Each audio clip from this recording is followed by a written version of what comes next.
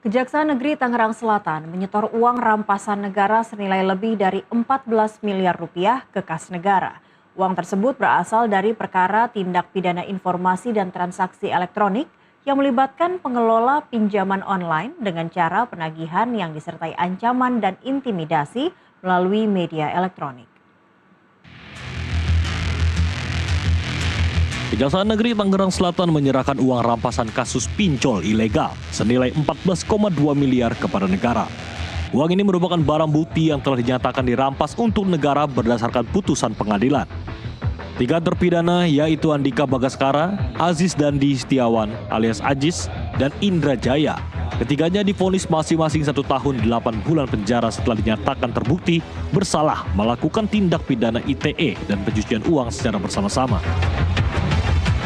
Kasus ini berawal dari operasional sejumlah aplikasi pinjaman online ilegal yang melakukan pengancaman penyebaran data pribadi nasabah yang menunggak pembayaran hutang ke media sosial. Menurut Kepala Kejaksaan Negeri Tangerang Selatan, Apreza Darul Putra, uang rampasan negara sebesar 14,2 miliar ini akan disetorkan ke kas negara sebagai penerimaan negara bukan pajak. Berawal dari ada orang menggunakan pinjol.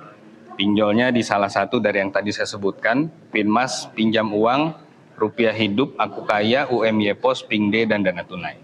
Nah, kemudian si nasabah ini waktu itu diteror ya, diteror oleh si perusahaan ini yang kemudian dia melaporkan. Nah, 3 orang dalam perkara ini adalah pengelola dari perusahaan-perusahaan tersebut. Sehingga kemudian makanya dari kegiatan ilegal mereka ini memberikan pinjaman online secara ilegal, tidak terdaftar di OJK. Inilah hasil kekayaan dari perusahaan pinjaman online mereka ini.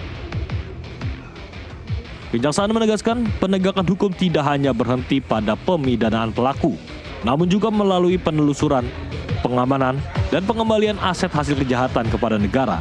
Penyetoran uang rampasan ini diharapkan dapat mendukung pemulihan keuangan negara serta memperkuat tata kelola aset hasil penegakan hukum secara transparan dan akuntabel. Penyetoran uang rampasan ini diharapkan dapat mendukung pemulihan keuangan negara serta memperkuat tata kelola aset hasil penegakan hukum secara transparan dan akuntabel. Dari Tangerang Selatan, Banten, Dimas Arif Setiawan, jurnalis NTV melaporkan.